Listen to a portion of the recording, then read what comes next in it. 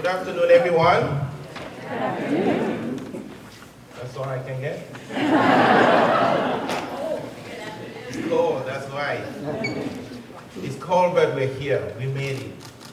So good afternoon, everyone, and welcome to our 21st annual gathering to honor and celebrate the legacy of Dr. Martin Luther King. My name is Dutrochen Joko. I go by D for short. I'm the chairman of the Danvers Committee for Human Rights and Inclusion. Thanks everyone for making it here today despite the cold weather. We are delighted to be joined today by our congressman. Congressman Seth Moulton joined the Marine in 2001, months before the attacks of 9/11. As the leader of an infantry platoon, he was among the first Americans to reach Baghdad in 2003. He served 4 tours in Iraq. Please help me in welcoming our Congressman Seth Moulton of the 6th District of Massachusetts.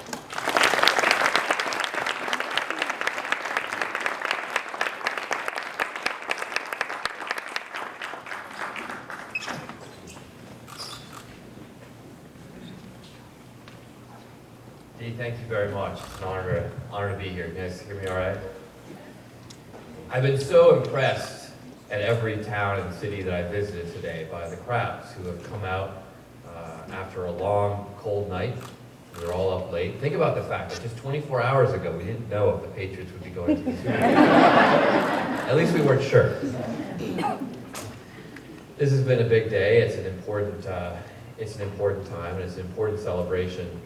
And I think that the crowds that I've seen everywhere I've gone in Massachusetts say a lot about the challenges that we still have in our country. That civil rights is a fight that we have today, not just 50 or 70 years ago. Those of you who were watching the Super Bowl last night, the AFC Championship last night, getting ahead of myself a little bit. Those of you who were watching last night may have seen one of my colleagues on TV doing a public service announcement for today, Congressman John Lewis. It's a true honor to be able to call him a colleague, a friend, and a mentor. And last summer, he took me on a tour of his hometown of Atlanta to some of the civil rights sites that were important to him and to Martin Luther King, Jr. John Lewis is one of the few true living American heroes that we have in our country today. And many of you have probably heard the story of how he and Reverend King led that march into Selma over the Edmund Pettus Bridge, where they were confronted by Alabama state troopers. And John Lewis, at just 25 years of age, went up to the head trooper and said, "May I have a word, sir?" And the trooper said, "There will be no word." And then they set upon the marchers. Congressman Lewis was clubbed with a police baton, fractured his skull, left to die on that bridge. We, this entire country, are lucky that he's alive today. And he's known not just throughout America, but throughout the world. I was struck by, as we walked through the Civil Rights Museum in Atlanta, how many people from all over the world came up to have their picture with John Lewis. And as we watched the videos and saw the photographs, many of which he was in, I couldn't help but be struck by the energy, the movement for change that was so much a part of those days in the 50s and 60s. And I couldn't help but feel a little bit of regret, despite all the challenges we still face for civil rights in this country, that we don't always seem to have that energy, that momentum for change right now. And we need it. And we need it not just in places like Ferguson, Missouri, or in movements like Black Lives Matter. We need it here at home in our communities as well. I was also struck at that museum by the mugshots on the wall of the Freedom Riders. The Freedom Riders, black, white, brown, people who joined together to protest the discrimination of inner-city bus lines in the South, including a lot of people from New England who came down to join their fellow Americans and help change that practice. I thought about how proud I would be to have my mug shot on that wall. And the point I took away from that is that just as then, the civil rights fight of today may not hit home for all of us. You might be someone who's fortunate enough to not feel discrimination every single day. I don't feel the effects of discrimination every single day because of how I was born. But it affects all of us. It affects our communities right here at home in Massachusetts. There are a lot of students here. I talk a lot about educational opportunity in my work. I talk about how even just as I travel across my district, educational opportunity varies by the zip code in which you were born. That's not really equal opportunity. But a few months ago, a young African-American woman from Lynn, she stood up and she said, "Seth, you talk about this a lot. And you're right, it does vary by zip code. But for me, even within the same zip code, my opportunities are not the same. My chance of success is not the same as my white friends." And that's right here at home. So I hope that the lesson that we take from today, certainly the lesson that I took away from that afternoon with John Lewis in Atlanta, is that there's so much more work that we have to do. There's so much more that I could be doing, just as who I am, as a white guy from Massachusetts, who I am as your congressman, who I am just as a fellow American who believes in the values espoused in our Constitution, but knows that we haven't yet quite lived up to them. I know John Lewis would tell you if he were here today, not to focus on the legacy of civil rights, the things that happened in the past, the heroes like him and Reverend Martin Luther King Jr., but rather to focus on the work that we all have to do today to reach that more perfect union, to reach true equality in our lives and in opportunities for our future. That's what this day should be all about. Making 2019 better than 2018. The bar is pretty low, that shouldn't be so hard. Making sure that our kids' lives are better than ours.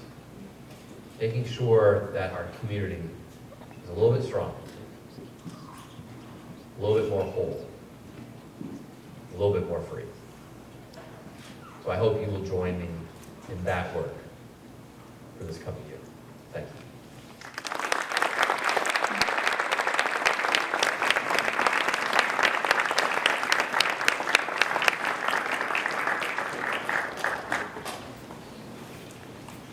Thank you very much, Congressman.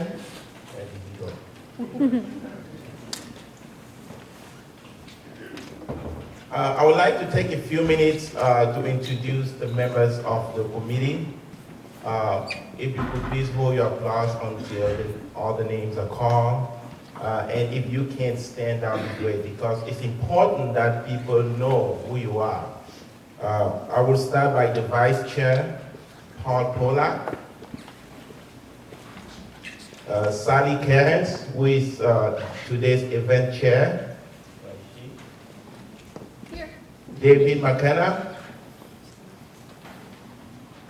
Kathy Sullivan Bradley, Jorge Sanchez Salazar, Dr. Charlie Desmond, Bob Gamer, Donna Hopkins, and we do have our senior staff planner, Susan Fletcher, the glue who keeps everything together from Town Hall. Our police liaison is Lieutenant Ashley Sanborn. I saw her in the back there. Our Board of Selectmen liaison is the Honorable David Mills. Our school committee liaison is Jeff Kay.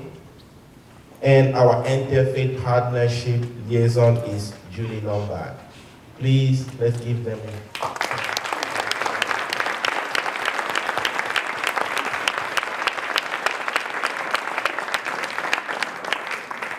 Thank you. Today we are gathered here to honor a man and what he stood for.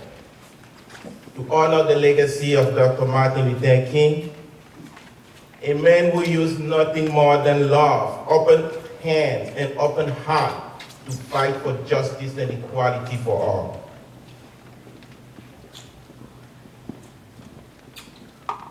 His work did help overcome centuries of oppression and discrimination, laying the foundation for many positive changes that have taken place since his unfortunate death.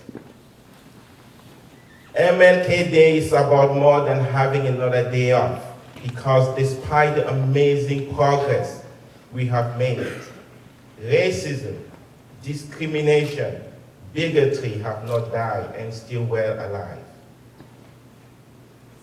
As my daughter-in Lauren once said, I will quote here,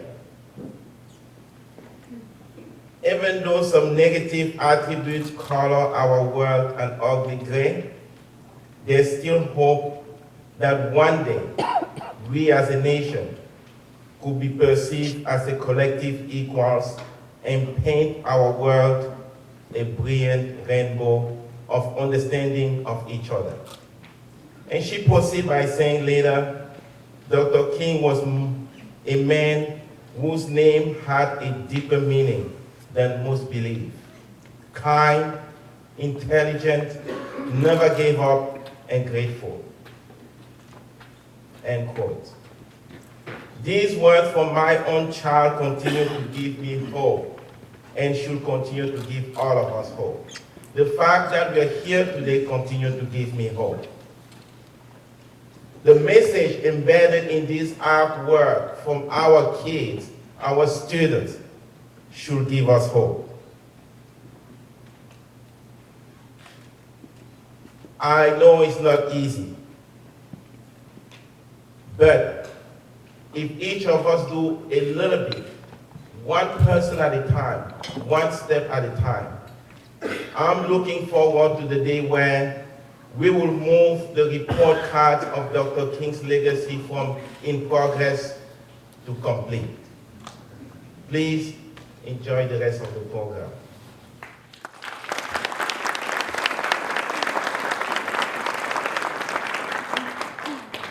I will now invite the chairman of the Board of Selectmen, Mr. Trask, to come and give some remarks. Thank you.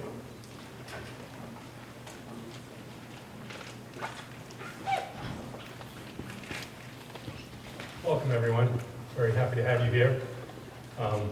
First, I'd like to offer the welcome of the Board of Selectmen. We'd like to introduce some dignitaries who are in the audience. We're joined by Senator Joan Lovely. Senator Lovely. Also Representative Ted Spiliotis. Ted. At the time I took my chair, I noticed our Board of Selectmen member, Honorable David Mills, is sitting back there.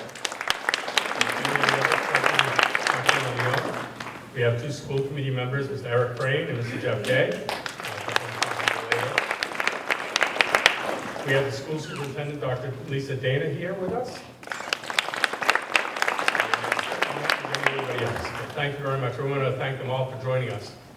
I thought to prepare a speech, and realize that there'll be many more speakers who will speak more eloquently and distinguished than I could. I just want to say that recognizing that this is a national day of celebration, it's more important to me that this is also a community celebration. It's really about the community, it's about the committee. I remember when the committee was formed, I remember Dave McKenna, wrote me in many, many years ago, almost probably 20 years ago or so. And before, and the fight then was getting Danvers nominated and accepted as a No Place for Hate. That's how, and the struggle continues. But and yes, Dee's right. Racism exists, hatred exists, intolerance exists. But I'm heartened by the fact that intolerance is taught. And to be tolerant is also to be taught as well. And I look around and I see what Danvers is doing to help its youngest citizens, its youngest people, understand what it means, what MLK means, the MLK Day means, what is behind it, and the fact that tolerance should prevail. I look and I see the beautiful artwork from the elementary school, from the middle school, from the high school, and it just helps me realize how it really starts at home. And the fact that Danvers has embraced this, obvious by your participation, is heartening to me. So I want to thank you all for joining us. I want to thank the educators of the town, the professionals, in making sure our children are guided along the right path, that they have a star to follow, and that they understand the importance of the day and of MLK in general. And just want to thank you all for being here. So thank you very much.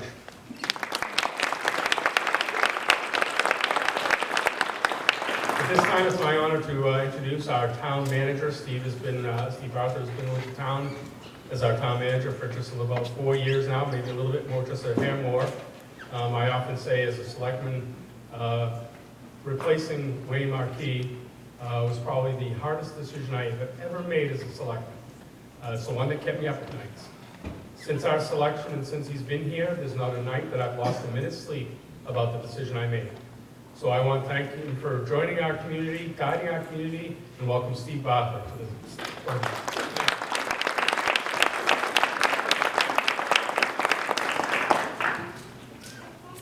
Good afternoon, everybody. Gardner asked me 15 minutes ago how long I've been here, and luckily I have my mile marker with me. My daughter was 1 when we came to town. She's now 5, so I just asked her how old she is, and I subtract 1, and then I get my answer. Great turnout. I was driving here from home, my 4-minute drive, and I was wondering if the temperature was going to keep anybody away. Clearly, it's had no impact on the turnout today, which is just wonderful to see. Standing room only. It's really nice. And I'd like to extend a warm welcome to our special guests, town officials, my fellow employees, friends, and neighbors. I'd like to thank the committee for continuing what's become a really grand tradition in Danvers. And one person was not recognized during the intro, and that's Dee himself, the chair. So I think we should thank Dee for his leadership on the committee. I'd also like to take just a second to express our gratitude to the many sponsors who contributed to the event today. And the posters are around. Some of you may have read them, but I'll read them anyway to save you from having to go find them. The font's fairly small. Eastern Bank, CVS Health, Danvers Rotary, Eastern Boston Savings Bank, Kiwanis, Northeast Community Bank, the Danvers Education Enrichment Partnership, Essex County OBGYN Associates, and John M. Ross and Son. So thank you for participating in the event in the ways that you do. This annual event is intended to celebrate the life of Martin Luther King Jr. It's become an opportunity for us to recognize not only his contributions to human rights and inclusion. I don't think that's a bomb, so just stay where you are. But also to revel in the differences that make our country great. Different religions, very vast and different geographies, different races, different backgrounds. And it's a chance to share time with neighbors and friends in a way that would have been in line with Dr. King's own words. And the quote I had picked out hasn't been taken yet. So it's always nice to speak at the beginning of an event like this and not the end. He said, "I believe that unarmed truth and unconditional love will have the final word in reality. This is why right, even if temporarily defeated, is stronger than evil triumphant." So thank you again for turning out today on what is a cold winter's day, but certainly it's warm inside this room. To meet with friends new and old in a way that I think Dr. King would have been very happy about. And with that, I'd like to introduce Dr. Lisa Dana.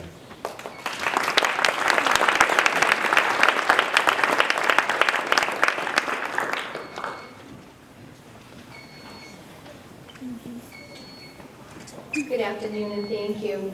I am pleased to have the opportunity to welcome you to Danvers High School. On behalf of the Danvers School community, I would like to thank the town's Human Rights and Inclusion Committee, our school administration, all of our administrators at all levels, the number of teachers, especially our K-8 art teachers, our Danvers High School choral director, and our super advisors, and our students who have come together to honor Martin Luther King Jr. Today's tribute demonstrates our commitment to one of MLK Jr.'s quotes. Life's most persistent and urgent question is, what are we doing for others? Today is also a wonderful example of our collaboration that supports our vision for the Danvers Public Schools.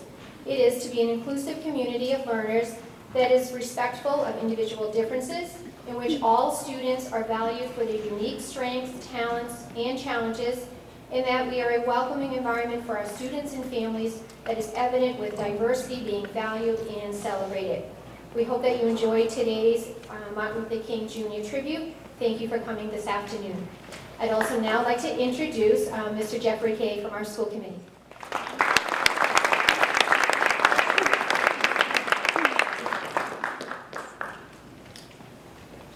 Hello, good afternoon, everyone. Well, I was going to have a quote, but Steve took the quote. I was going to introduce the school committee, but that's already been done as well. So I have like 2 sentences now. So I do want to thank everybody for coming today on behalf of the school committee. And, you know, I was listening to Seth talk a little bit earlier and looking around at all the artwork in the school. And, you know, on behalf of the school committee, I just want to say, it's an honor to be up here and to welcome everybody. And, you know, one of the things I also want to talk about is, you know, why I also refer to Dr. King as doctor. You know, I don't say, Martin Luther King, or I really want to put the doctor emphasis there. And it's because of education. It's actually because of 2 reasons. One, because Dr. King also went to my alma mater, Boston University. So I'm very proud of that. But I also am trying to always remember Dr. King's legacy of education. So there are so many positive things to think about. And when you think about how we educate and how Dr. King tried to educate us and where we need to go, we look around the room today and there's so many ways that education is powerful. Yes, there are words. Yes, there are speeches. Sometimes it's a discussion with somebody, but there are also a lot of other ways. And one of the key ways that we see around here is art. So please take a moment, look around, understand what the students were trying to say to you in many of these pictures, because they are very, very powerful. And so I'm pleased to announce as well another student video presentation by our student reps, Clea Matt and Cynthia Boyd. And hopefully that education will continue as we progress through this. So thank you very much and welcome.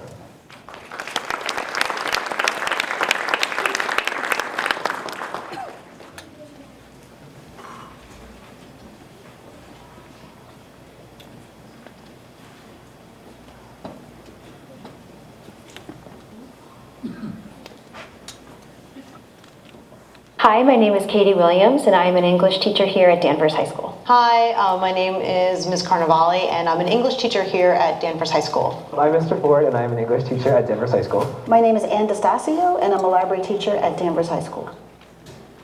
Dr. Martin Luther King Jr. is known for his emphasis on community and acceptance. When thinking about how best to show his vision in the Danvers High School community, we realized that the best way to do that was to show how much work our teachers do for our school. The teachers do so much to make Danvers High School a safe and inclusive learning environment. They are the heart of Danvers High, and we wanted to highlight all the work they do for us every day. We hope you enjoy learning about their work as much as we did. I would describe the Danvers High School community as open and supportive. I co-advise the SUFA organization, which is Students United for Acceptance, and we do a lot of different activities throughout the year to facilitate acceptance and education around different groups of people. So for example, this year we completed a school-wide survey to acknowledge people from all different nations around the world, and our bulletin board this year has a flag for every single nation represented at Danvers High School. So we do, I think, a pretty good job of trying to access different communities represented at Danvers High School, but also in the town of Danvers as well. The Danvers High School community is a very welcoming and very open place. I've worked here for over 10 years, and I'm very proud of the progress we've made as a community. I think that we are making great strides with becoming even more welcoming. I think we have really wonderful organizations here like SUFA. I think supporting the walkout that the students did last year, I think, was huge. I think it's something. Students should have a voice, and students should feel safe, and students should feel comfortable. And I think Danvers is really making great strides towards that being a reality for all of the students here. I would describe the Danvers High School community as one that is changing. I've been here this is my 13th year, and I've seen it evolving, both racially and the kids themselves. Sometimes the kids are the most tolerant of each other. Not always, but sometimes, and that's nice to see. One of the things I've always been inspired by the Danvers community here is that students are so accepting of new students. We have in the past had students who were temporarily homeless and they were housed on Route 1 in Danvers. And I've always been impressed when I see students opening up their tables in the library, their tables at lunch, the offering of friendship, the offering of playing one-on-one basketball to somebody who has just moved to town. One thing specifically I've tried to do is that the first day of school, I have kids fill out a form. And on that form, I have them write down their name that it would be on PowerSchool, but I also ask them to write down what they would like to be called. That may have changed over the summer, including what pronouns they might go by, because I think that everybody gets to be called what they want to be called. As any of my former students will tell you, I like to be called Ms. Carnevale, not Mrs. Carnevale, and so if I'm going to ask them to call me that, I should call them whatever they want to be called as a sign of respect. Here at the library, I've tried to create an inviting environment where whomever comes in is greeted with a smile and gets what they need, whether it be a great book to read, a staple for the paper they're going to pass in, a pen or pencil, a computer to get through the day. I try to make things easy for students. One of the things that I try to do in my classroom is use different voices from different authors. For example, in our American Studies class, we have a subtitle of Voices of Protest and Progress. So we try to represent all different ethnicities, all different genders, all different gender identities in our class texts. So that way students are able to see and appreciate different perspectives of our history and how sort of we got to where we are today, not only in the United States, but also around the world as well. My number one rule is that everyone feels safe when they are in my classroom. If that is not the case, then I feel like I'm not doing my job as a teacher, because every student has a right to be who they are, to be comfortable with who they are, and to feel like they can be who they are when they are in my room. Making sure that people know it doesn't matter what your race is, what your ethnicity is, what your religious preference, your sexual orientation, any of that, your political leanings. None of that matters in terms of, you are welcome here only if you fit a certain mold. In my classroom, everyone is welcome.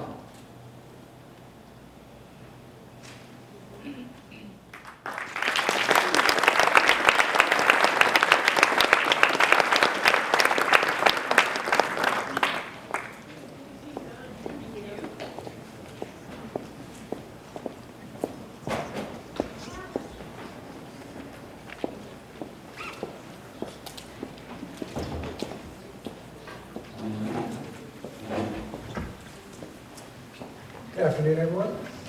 My name is Jorge Sanchez Salazar. I'm a member of the Human Rights and Inclusion Committee, and it is my great pleasure to introduce the North Shore Universalist Unitarian Singing Group for your listening pleasure.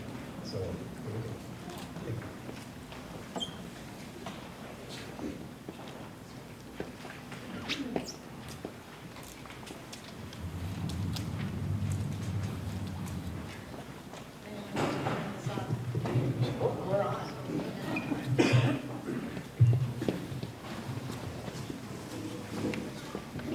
So the first piece that we're, I suppose I should speak into this, huh? Now that I have it on. The first piece that we're going to do is a piece that was composed last year by Jason Shelton, and it's called Will Justice Roll Down, and Pat Callahan is singing the solo parts.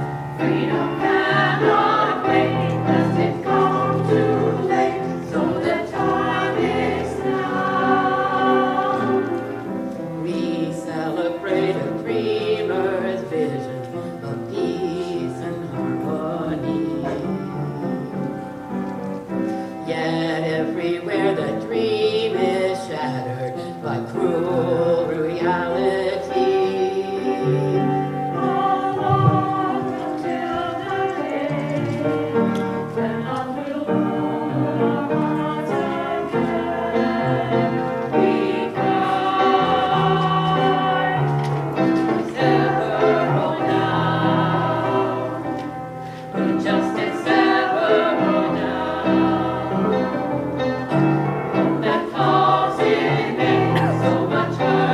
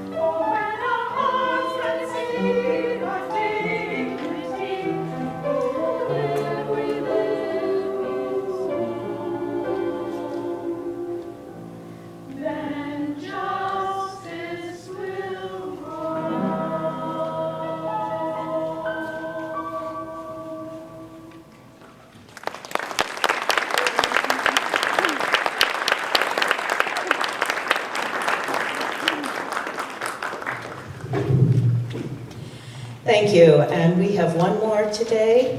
It is called Draw the Circle Wide, lyrics by Gordon Light, and music by Mark Miller.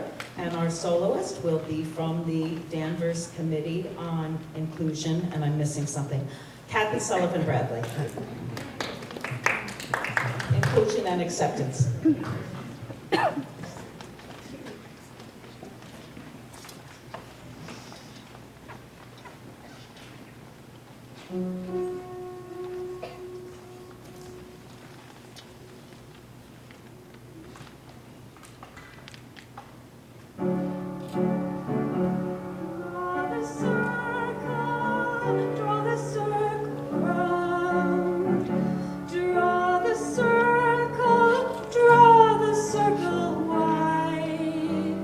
No one stands alone, we'll stand side by side. Draw the circle wide. Draw the circle wide. Draw the circle wide.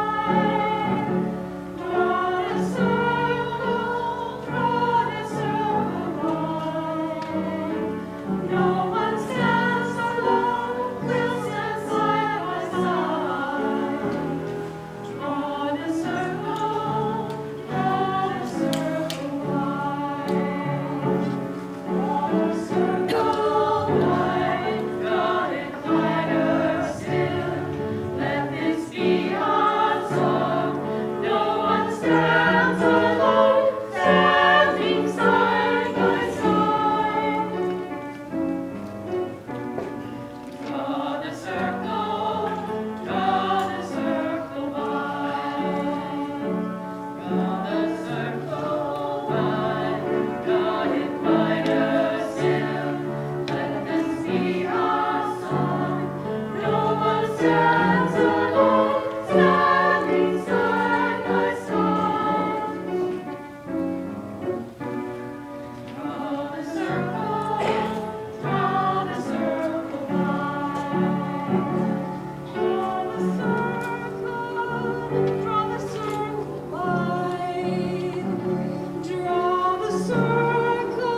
Draw the circle wide.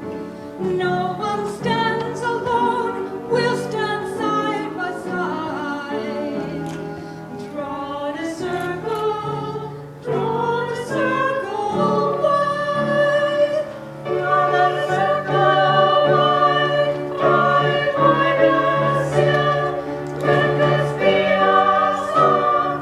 No one stands alone, standing side by side.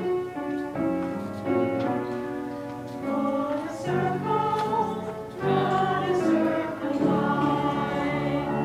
Draw the circle wide, draw it wider still. Let this be our song. No one stands alone, standing side by side. Draw the circle wide. Draw the circle wide, draw it wider still. Let this be our song. No one stands alone, standing side by side. Draw the circle wide. Draw the circle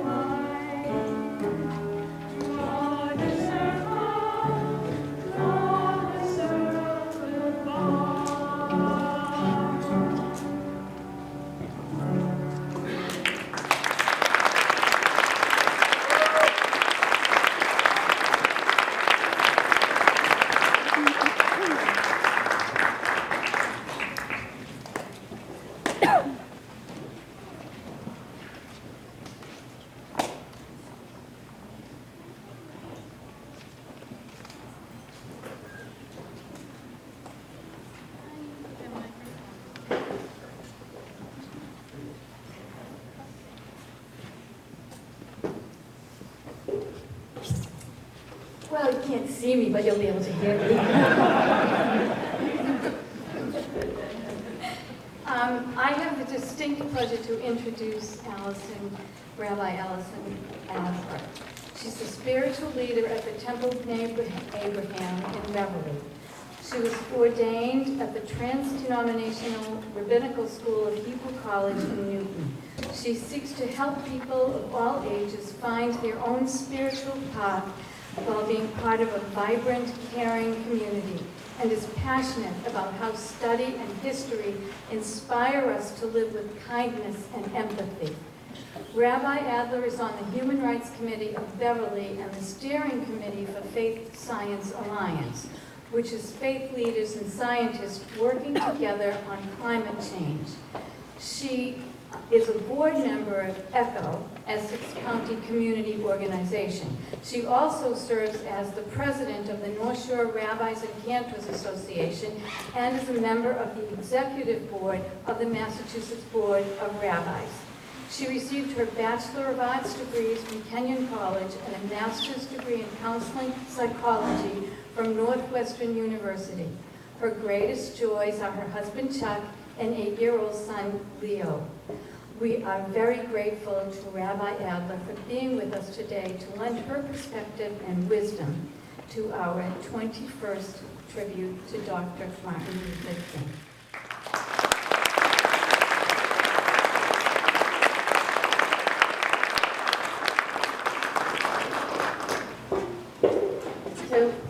Good afternoon.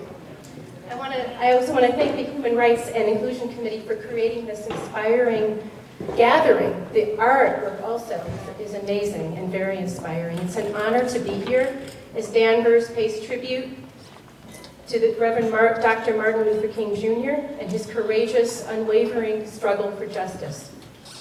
As a spiritual leader, few things are more inspiring than looking at old videos and photographs of Dr. King during those historic demonstrations. And for me, the most inspiring pictures are of all of those in which you see a line of multi-faith and multiracial people marching together, including a white-haired, goateed fellow to Dr. King's left. That's Rabbi Abraham Joshua Heschel, Dr. King's close friend and frequent companion. Rabbi Heschel was a refugee from Europe whose family members were murdered by the Nazis. He marched with Dr. King because he said, "Racism is man's gravest threat to man. It is the maximum of hatred for the minimum of reason." Say that again. Racism is the maximum of hatred for the minimum of reason. And when Rabbi Heschel marched, he said that he felt like he was praying with his legs. He saw his actions as part of his relationship with God, not a separate matter of politics. The image of Dr. King and Rabbi Heschel is one that I return to over and over as I think about how to lead our congregation through these divisive and turbulent times. Now, I was asked to speak to you today about anti-Semitism, and to be honest, I really wish there were a need to talk about anti-Semitism, especially on Martin Luther King Day. There are so many struggles, so many issues, so much hatred, so many things that need our attention. But here I am. Anti-Semitism is a 3,500-year-old form of hatred and hostility towards Jews just because we are Jews. It's far too big a subject to cover in any depth in a few minutes. So what I'm going to try to do is answer a question that I've been asked many times, which is, why are Jews so sensitive about anti-Semitism? It's a fair question, and the answer lies in one word: history. When most people think of the history of anti-Semitism, the first thing that comes to mind is the Nazi Holocaust. 6 million Jewish men, women, and children murdered in just a few short years.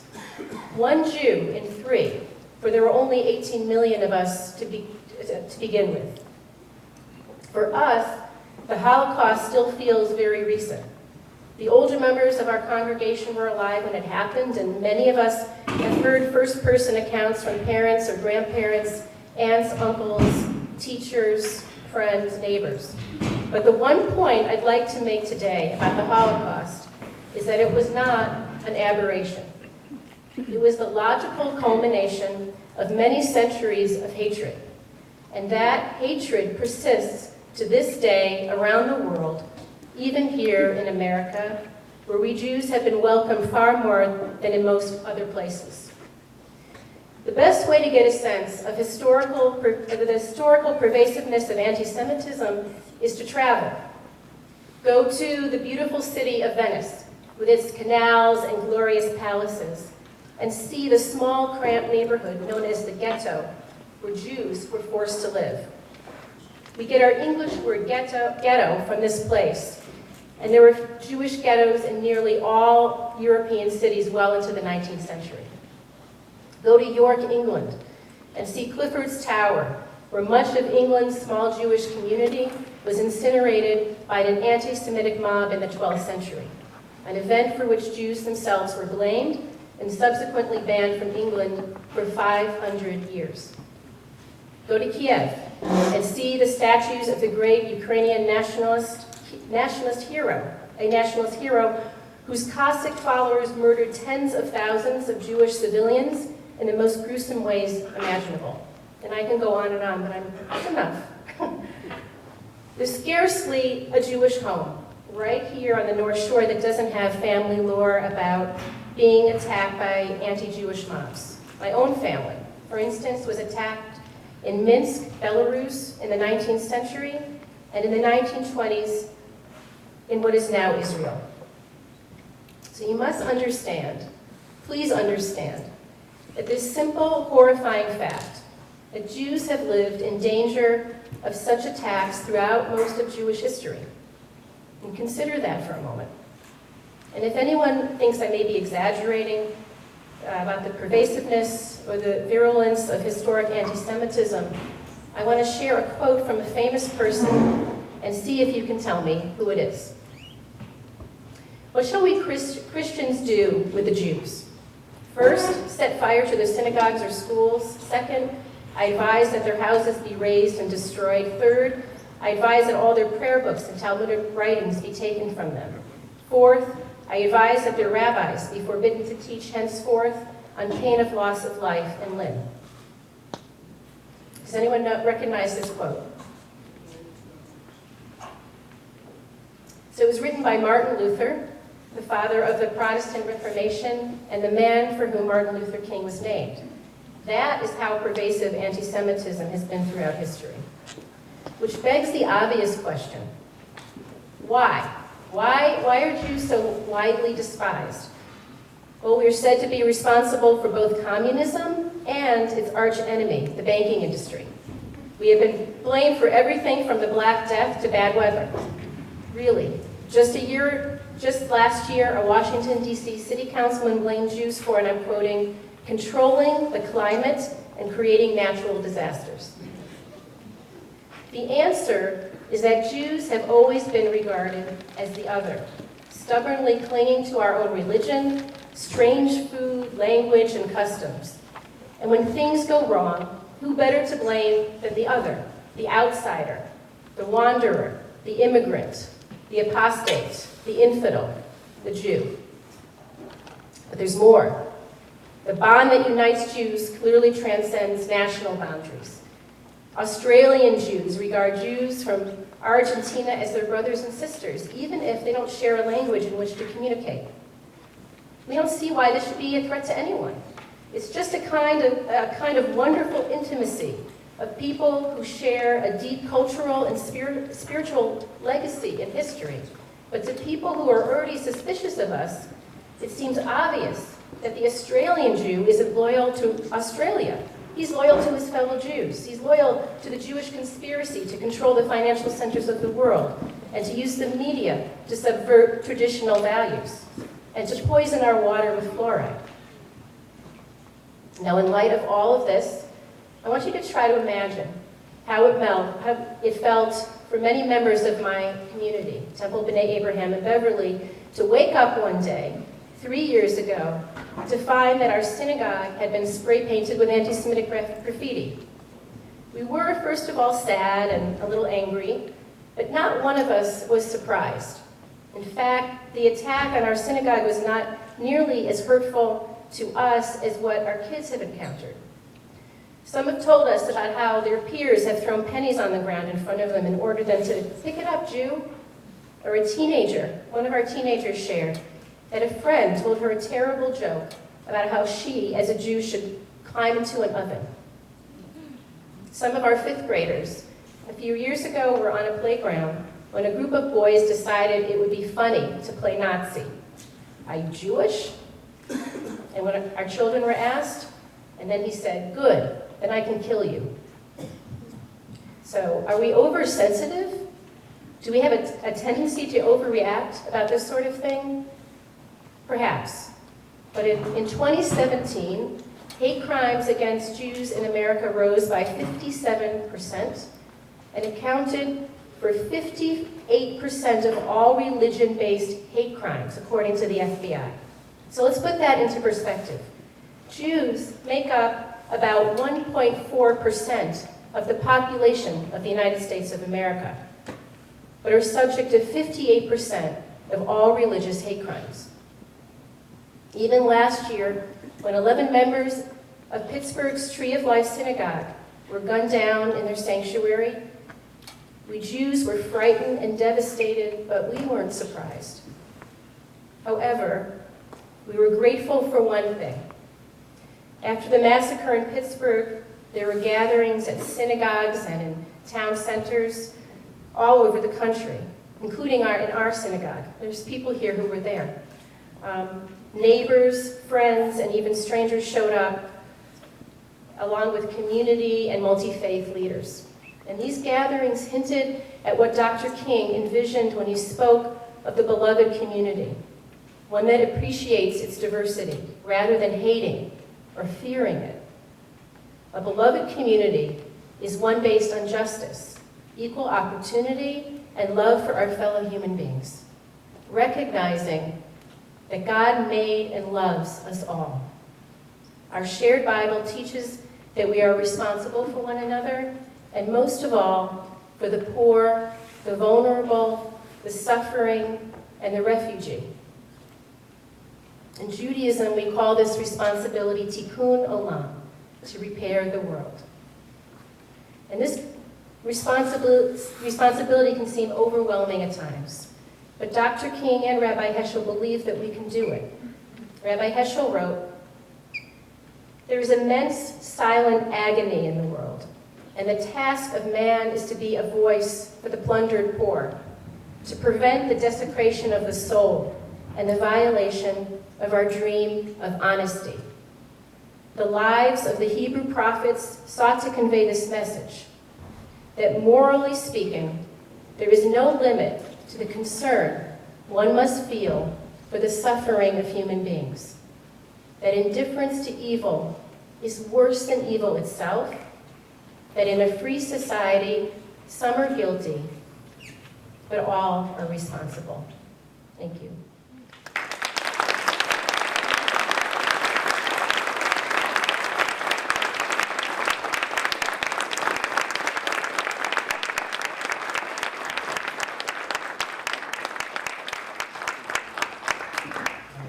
Thank you, Dr. Herschel, for those wonderful, deep, and moving words. I'd like to now ask our chamber singers to come forward under the leadership of Alex Grover. Chamber singers, as you probably know, are one of the highest forms of music. Each one of these students is a virtuoso. Each one of these students is a virtuoso of themselves. But when they come together, they make music that is absolutely, positively wonderful. So Dr. King marched by himself. We marched together, unarmed and undeterred. Only things that he had with him was the people that walked with him and the music that moved them on. So a quote from Dr. King is, "Next to the Word of God,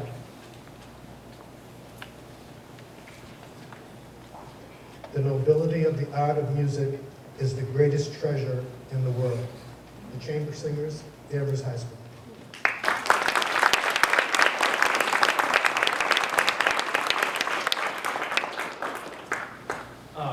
selections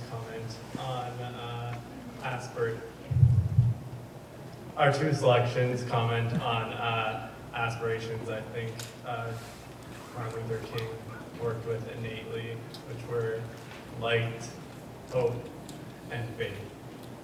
This is Star So Bright and Candle of Hope.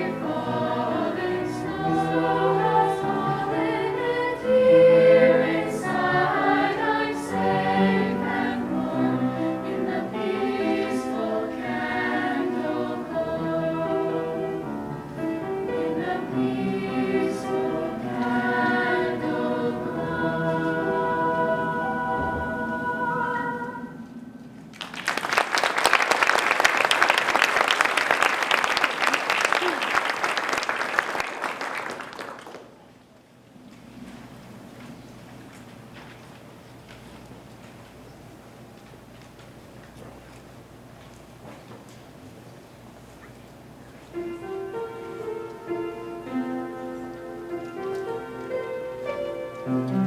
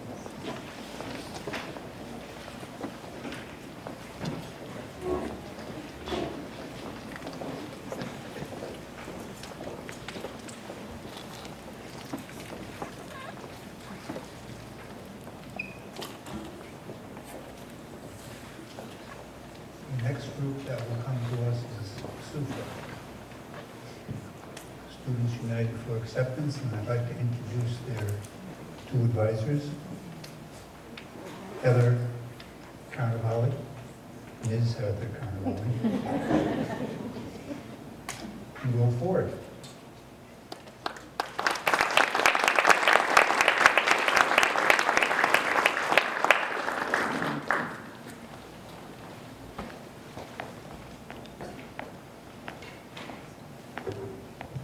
Hi, thank you for waiting.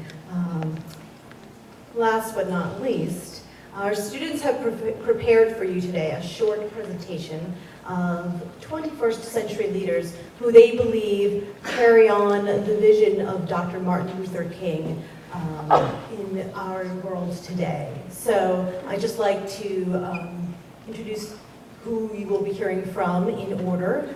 We will have Julie Key, Maddie Prideaux, Rachel Sherrick, and Vanessa Ellis. Thank you. Okay,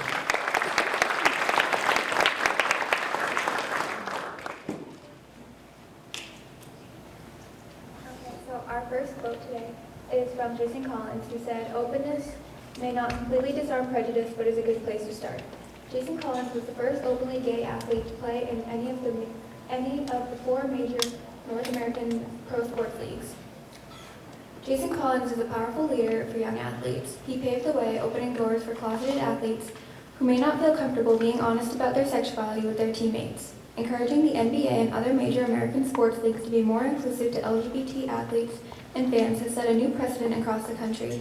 His actions connect with Dr. King's words, "Faith is taking the first step even when you don't see the whole staircase." Jason did not know what would await him on the other side of his coming out journey, but due to his bravery, many other LGBT athletes have followed in his brave footsteps.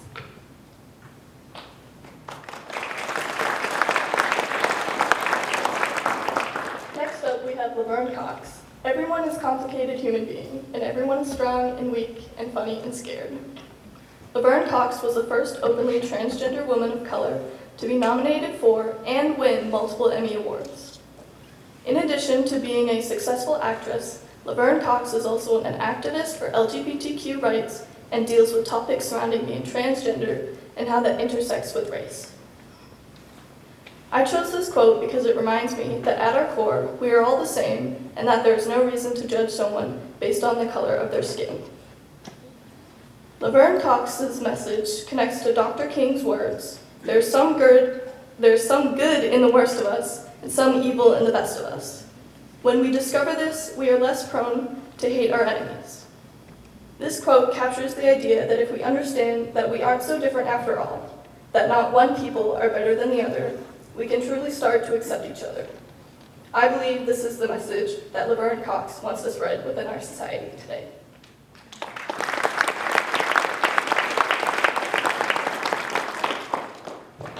Next, we have Raven Simone, and she said, "I believe you should be comfortable in your skin no matter what you go through, emotionally or whatever, as long as you're healthy."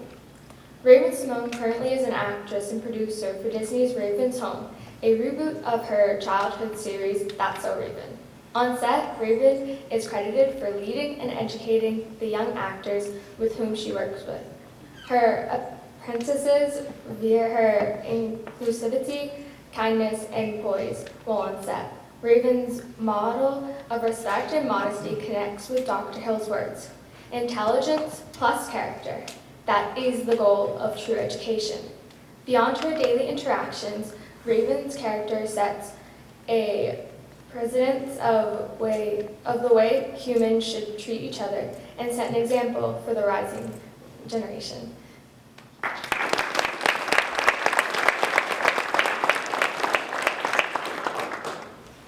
Our final quote is, "History has shown us that courage can be contagious and hope can take on a life of its own," from Michelle Obama, the first African-American First Lady who used her role to help kids and empower young women. Michelle Obama is a writer and lawyer who served as the First Lady of the United States from 2009 to 2017. She is married to the 44th U.S. President, Barack Obama, and was the first African-American First Lady in American history. In the beginning of her term as First Lady, one of her primary projects was launching Let Girls Learn. Her goal was to empower girls by helping to grant them access to an education despite financial or other barriers. This resonates with Dr. King's message of courage, determination, and persistence towards achieving equal opportunity for all. Michelle Obama has been an influence and symbol of hope, guidance, and pride.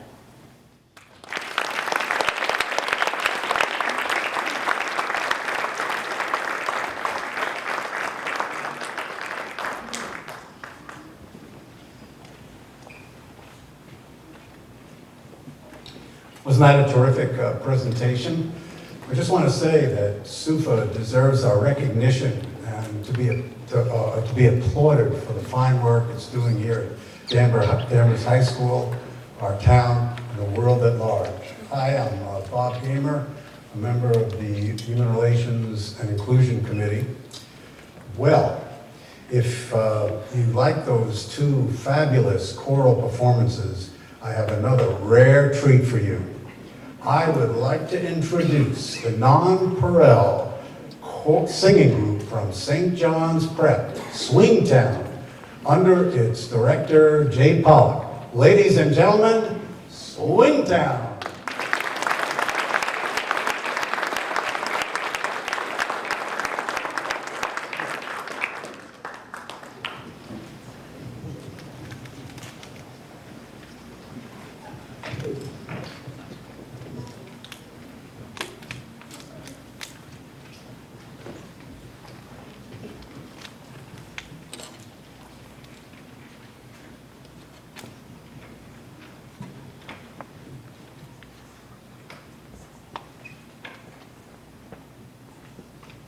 This isn't our first song. I'm just trying to get the mics to work.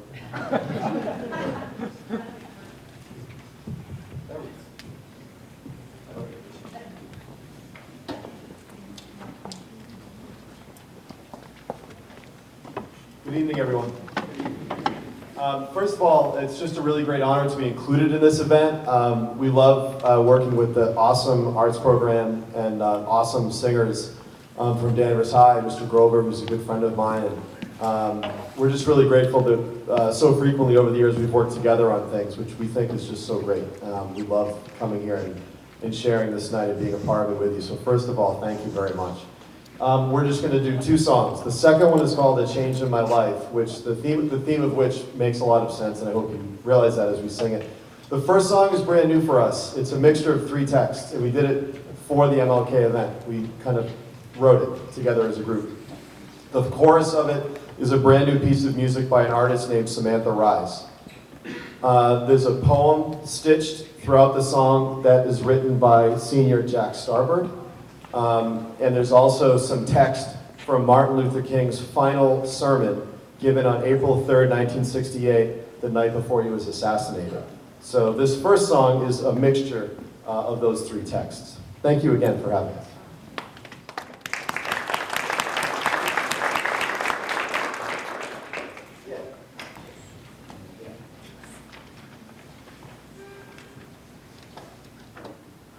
When the world is sick, can no one be well? Yet I dreamt we were beautiful and strong.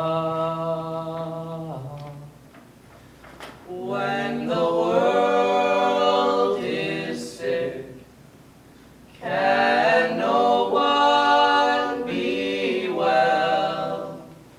Yet I dreamt we were beautiful and strong.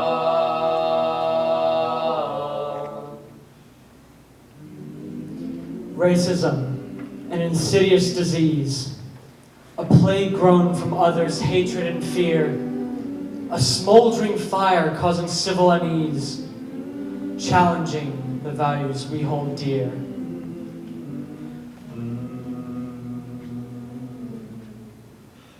When the world is sick, can no one be well? Yet I dreamt we were beautiful and strong. When the world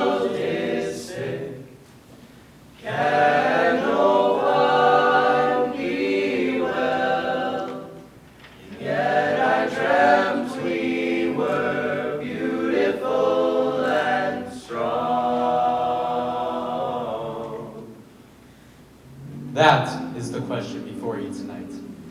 Not, if I stop to help the sanitation workers, what will happen to my job? The question is not, if I stop to help the sanitation workers, what will happen to all the days and hours that I usually spend in my office as a pastor every week? The question is not, if I stop to help this man in need, what will happen to me? The question is, if I do not stop to help this man in need, what will happen to them? That is the question.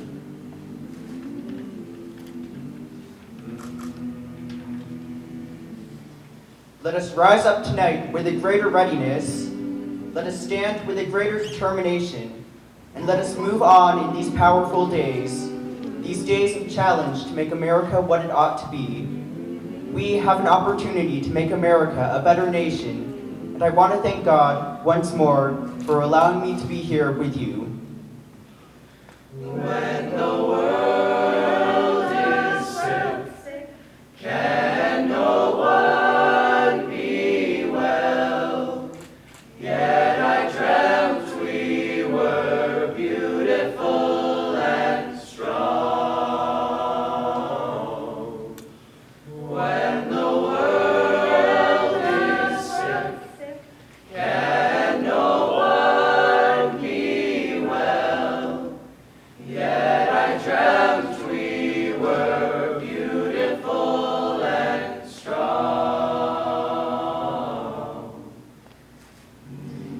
People judged by the color of their skin, by views that tear society apart. Violence born from ignorance within, prejudice that stains the innocent heart. It's up to us, to our generation. Are we able to unite our nation? It's up to us, to our generation. Are we able to unite our nation? When the world is sick, can no one be well? Yet I dreamt we were beautiful and strong. When the world is sick, can no one be well? Yet I dreamt we were beautiful and strong.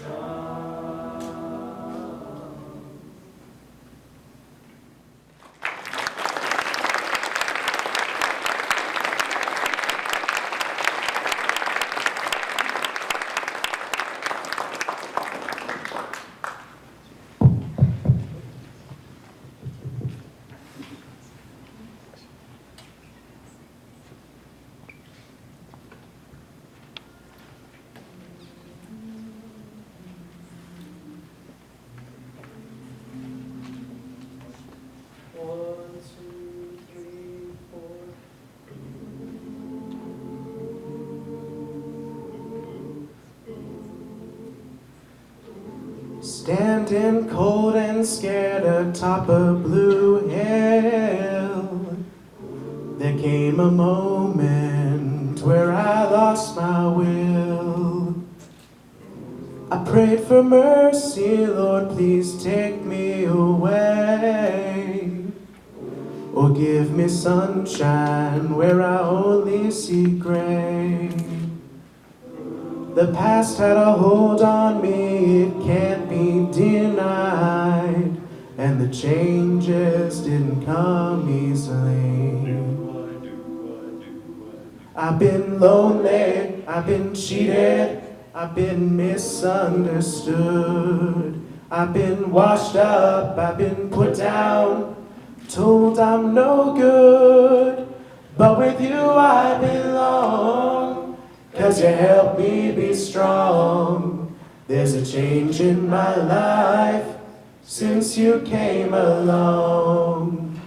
Whoa, whoa, whoa, yeah. Now I don't mind working so hard every day, and I don't pay no mind to what people say. And after all the pain I've been through,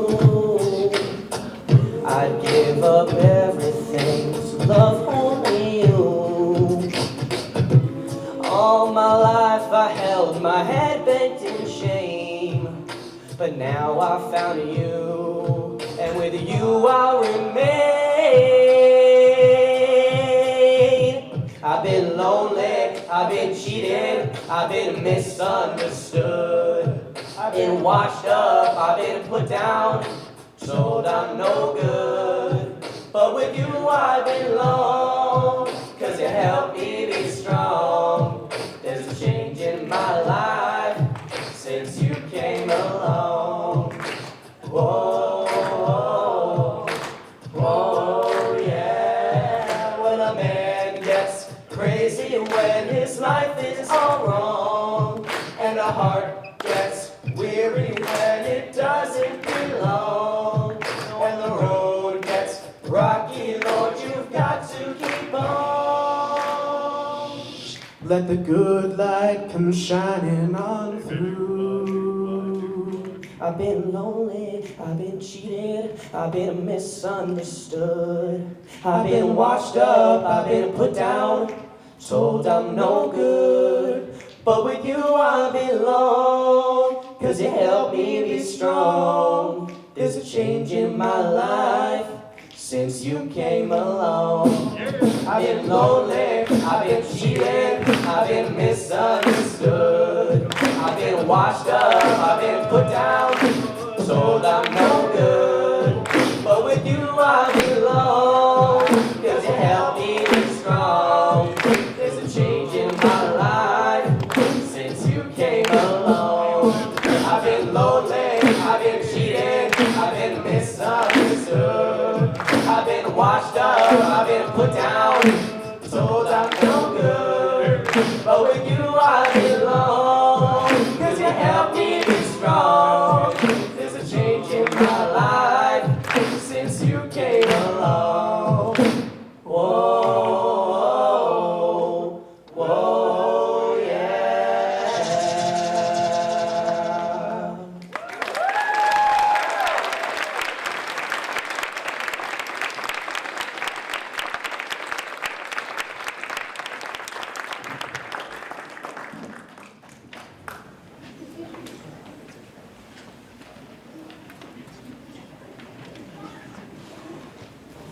Wow.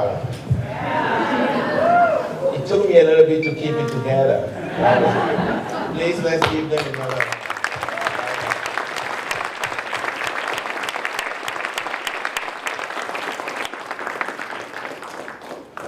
This concludes our program for today. Thank you all for coming, and see you all on January 20th, 2020. Same place, same time. Thank you, and God save our Lord. Thank you very